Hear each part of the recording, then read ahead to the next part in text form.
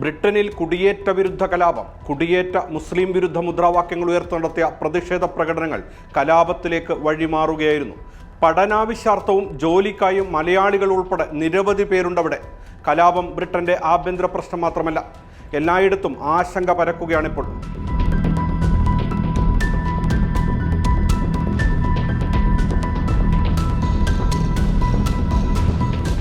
ബ്രിട്ടനിലെ വിവിധ നഗരങ്ങളിൽ അരങ്ങേറിയ കുടിയേറ്റ വിരുദ്ധ തീവ്ര വലതുപക്ഷക്കാരുടെ ആക്രമണങ്ങളും ഏറ്റുമുട്ടലുകളുമായി ബന്ധപ്പെട്ട് 420 പേരെ പോലീസ് അറസ്റ്റ് ചെയ്തിരിക്കുകയാണ്.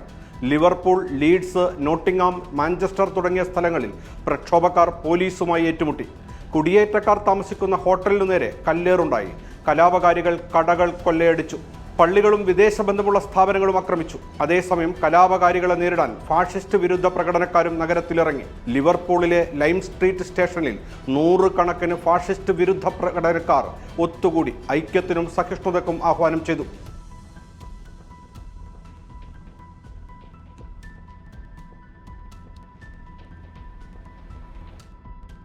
നായ്ക്കളുമായി എത്തിയ പോലീസുകാർ ഇരുവിഭാഗത്തെയും അകറ്റി നിർത്തി ആക്രമങ്ങൾ ഒഴിവാക്കാൻ പാടുപെട്ടു.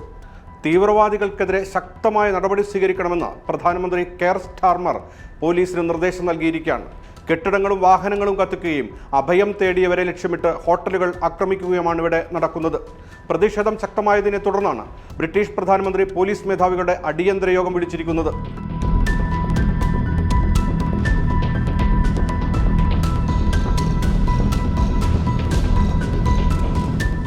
മേഴ്സി സൈഡിലെ സൗത്ത് പോർട്ടിൽ നടന്ന ടൈലർ സ്വിഫ്റ്റിന്റെ ഡാൻസ് പാർട്ടിയിൽ 3 പെൺകുട്ടികൾ കൊല്ലപ്പെട്ട സംഭവത്തിലെ പ്രതി UK-യിലെത്തിയ അഭയാർത്ഥിയാണെന്ന് സമൂഹ മാധ്യമങ്ങളിൽ വ്യാജ വാർത്തകൾ പ്രചരിച്ചിരുന്നു. 6, 7, 9 വയസ്സുള്ള കുട്ടികളാണ് കൊല്ലപ്പെട്ടത്. പ്രതിക്ക് 18 വയസ്സിൽ താഴെയാണ് പ്രായം. അതുകൊണ്ട് പ്രതിയുടെ വിശദാംശങ്ങൾ പോലീസ് പുറത്തുവിട്ടിരുന്നില്ല.